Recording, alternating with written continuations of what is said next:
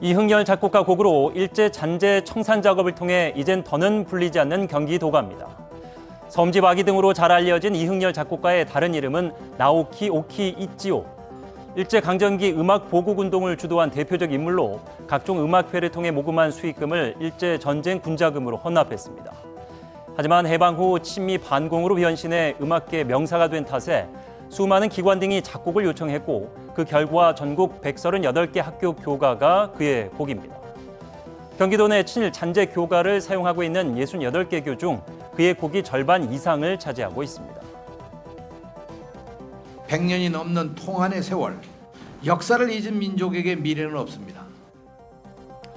경기도 교육청 2019년부터 교명, 교표, 용어 등 학교 현장 내 일제 잔재 청산 사업을 추진해 오고 있습니다.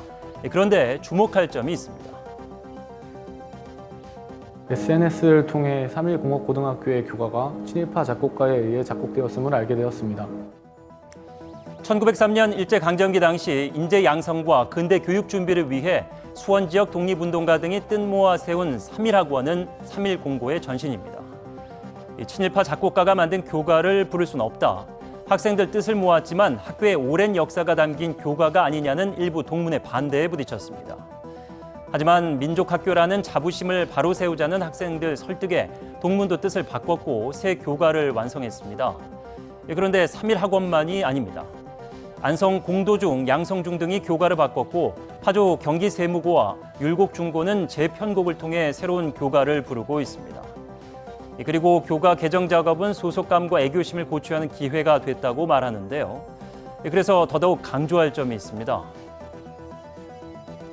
교가 같은 경우는 그 학교의 어떤 전통이라든가 연역에 관계된 문제가 있기 때문에 구성원들의 입장이 다양하게 됩니다. 그래서 강제하는 방식보다는 학교가 해법을 좀 더 폭넓은 공론을 통해서 자율적인 해결책을 모색하는 것이 그렇습니다. 과거에만 매달리는 관제 민족주의란 의견과 아픈 역사를 아프게 기록하는 것도 중요하다는 목소리, 또 학교의 역사성과 자율성을 해칠 수 있다는 지적을 잊지 말아야 하고 경기도 교육청 역시 그 청산 과정이 일제 잔재인 행정명령으로 진행되는 예도 있어 이에 대한 주의가 필요하다고 말하고 있습니다.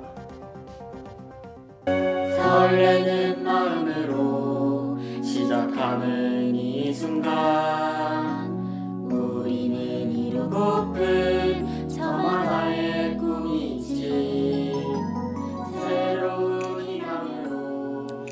어떻습니까? 학생들이 만든 공도중학교 새 교가입니다. 일제에 부역한 작곡가가 지은 것인지도 모르고 자랑스럽게 불러서야 되겠습니까? 하지만 일제 잔재 청산 프로젝트가 이 청산이란 결과가 아닌 그 과정에 방점을 찍고 일제 잔재가 왜 문제인지 어떻게 청산해야 할지 찾아가기를, 지금처럼 그 중심에 교육청이 아닌 학교와 학생들이 있기를, 그리고 더 많은 학교가 교가를 바꾸기 위한 큰 용기에 나서 역사적 실천 그 중심에 서기를 기대해 봅니다. 앵커 포커스였습니다.